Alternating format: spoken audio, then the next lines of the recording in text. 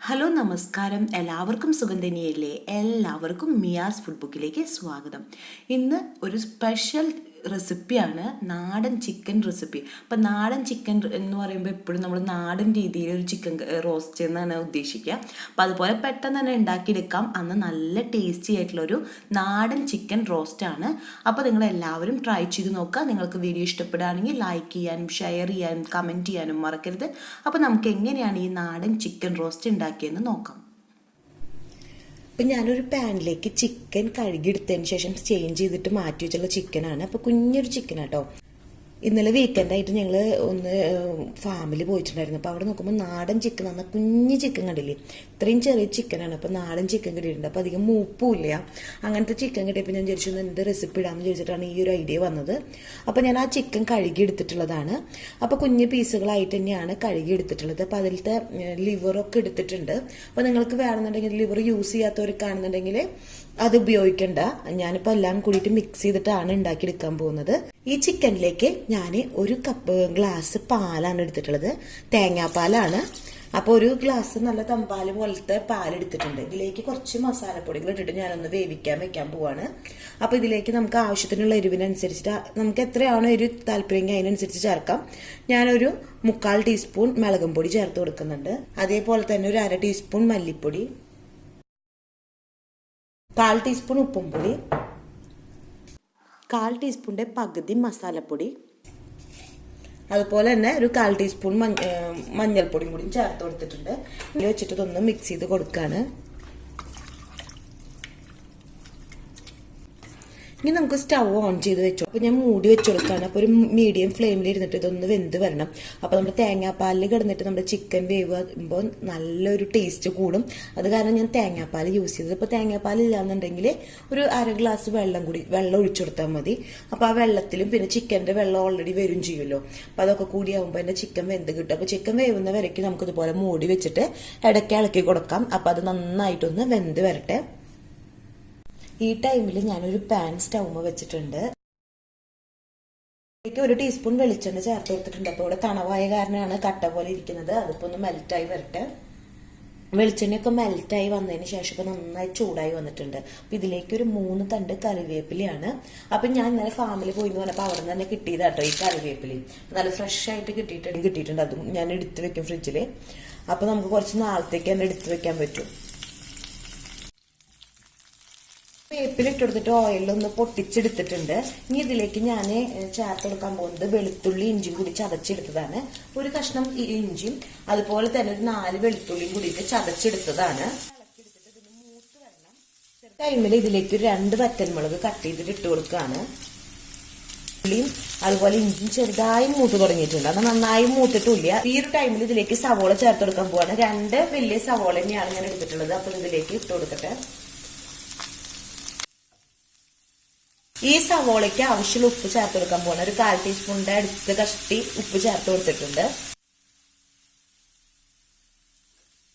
ചിക്കന്റെ മൂടി തുറന്നു കൊടുത്തിട്ടുണ്ട്. ചിക്കൻ അവിടെ നിന്ന് ആവുന്നുണ്ട്. അപ്പൊ അതൊന്ന് ഇളക്കി കൊടുക്കാം. അതിനുശേഷം വീണ്ടും നമുക്ക് മൂടി വെച്ചുകൊടുക്കാം. ഇപ്പൊ നമ്മുടെ സവോളയ്ക്ക് ഒരു 1/4 ഭാഗം വാടി വന്നിട്ടുണ്ട്. നന്നായി ഇങ്ങനെ കുഴഞ്ഞു പോകേണ്ട ആവശ്യമൊന്നുമില്ല. ഈ ഒരു ടൈമിൽ ഇതിലേക്കൊരു കുഞ്ഞൊരു തക്കാളി എടുത്തിട്ടുണ്ട്. അത് കഷ്ണങ്ങളാക്കി കട്ട് ചെയ്തെടുത്തിട്ടാണ്. അപ്പൊ അതും കൂടി ഇതിലേക്ക് ചേർത്ത് കൊടുക്കാണ്. അപ്പൊ ഈ തക്കാളിയും കൂടിയും കിടന്നിട്ട് ഒന്നും കൂടി വാടി വരാണ്ട്. ഇപ്പൊ ചിക്കൻ ഒരു 1/4 ഭാഗം വെന്ത് കഴിഞ്ഞിട്ടുണ്ട്. ഒരുവിധം വെന്തു എന്ന് തന്നെ പറയാം. ആ ഒരു ലെവലായിട്ടുണ്ട്. അപ്പൊ ഞാൻ മൂടി തുറന്ന് കൊടുത്തിട്ട് ഇനി ഒരു മീഡിയം ഫ്ലെയിമിലിട്ടിട്ട് നമ്മുടെ ഈ വെള്ളമൊക്കെ ഒന്ന് വെറ്റി വരണം. അപ്പൊ ആ തേങ്ങാപ്പാലും അതേപോലെ തന്നെ ആ മസാലകളൊക്കെ ഈ ചിക്കനിലൊന്ന് പിടിക്കുകയും ചെയ്യണം. അതുപോലെ ഇതിലത്തെ വെള്ളം ഫുള്ളായിട്ടൊന്ന് വെറ്റിച്ചെടുക്കുകയാണ്. അപ്പൊ അതൊന്ന് വെറ്റി വരട്ടെ. അപ്പൊ തുറന്ന് വെച്ചിട്ട് ഇനി വേവിക്കാം. എന്ന് വെച്ചിട്ടുണ്ടെങ്കിൽ ഓൾറെഡി വെന്ത് കഴിഞ്ഞിട്ടുണ്ട്. ഇനി പിന്നെ മൂടി വെച്ച് കഴിഞ്ഞിട്ടുണ്ടെങ്കിൽ ഓവറായിട്ട് വെന്തിട്ട് നമ്മുടെ ചിക്കനൊക്കെ പൊട്ടിപ്പോയി തുടങ്ങും. അപ്പൊ അതുപോലെ വേണ്ട. ഇപ്പൊ നമ്മുടെ വെള്ളമൊക്കെ ഇത് കണ്ടില്ലേ വെറ്റി വന്നിട്ടുണ്ട്. ഇപ്പൊ നല്ല കുറുകിയൊരു ചാറ് പോലെ. ഇപ്പൊ നമ്മുടെ സവോളയും തക്കാളിയും കൂടി വാടി വന്നിട്ട് ഞാൻ നീക്കി വെച്ചേക്കായിരുന്നു.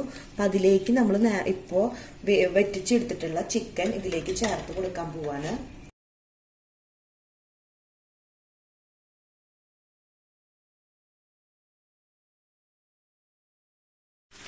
കയ്യിൽ വെച്ചിട്ട് നന്നായിട്ടൊന്ന് മിക്സ് ചെയ്ത് ലോ ഫ്ലെയിമിൽ കിടന്നാൽ മതി.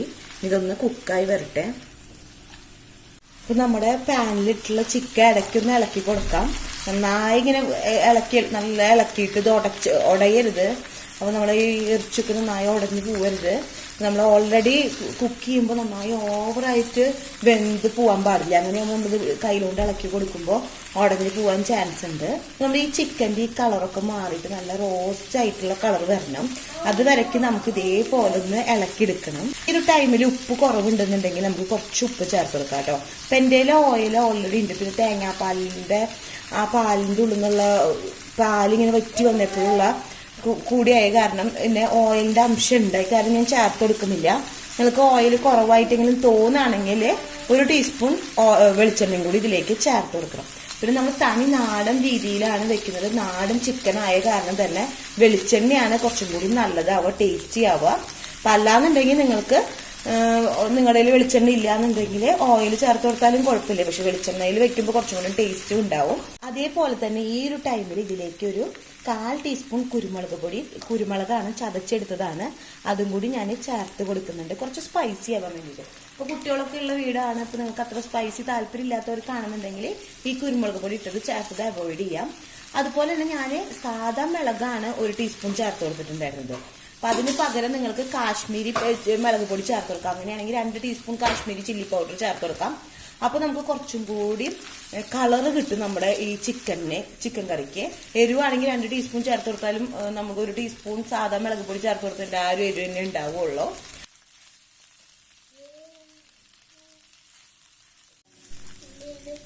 അങ്ങനെ നമ്മുടെ ചിക്കൻ്റെ റോസ്റ്റ് റെഡി ആയിട്ടുണ്ട്. അപ്പം നിങ്ങൾക്ക് കുറച്ചും കൂടി കളർ ചേഞ്ച് ചെയ്യണമെങ്കിൽ കുറച്ച് നേരം ഇതുപോലെ വെച്ചാൽ മതി. ഇപ്പം ഞാൻ ആകെ ഒരു 5 മിനിറ്റാണ് വെച്ചിട്ടുള്ളൂ. ഇനി ഇപ്പം നാടൻ റെസിപ്പി ആയ കാരണം ഞാൻ ഇതിൻ്റെ മുകളിലേക്ക് കുറച്ച് പച്ച വെളിച്ചെണ്ണ കൂടി ചേർത്ത് കൊടുക്കുന്നുണ്ട്.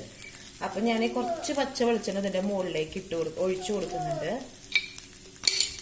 അതേപോലെ തന്നെ 2 തണ്ട് കറി ലീവ്സും കൂടി ഇതിൻ്റെ മുകളിലേക്ക് ഞാൻ ചേർത്ത് കൊടുക്കാണ്. എന്നിട്ടൊന്ന് ഇളക്കിയെടുത്തതിന് ശേഷം ഞാൻ സ്റ്റൗ ഓഫ് ചെയ്തെടുക്കും.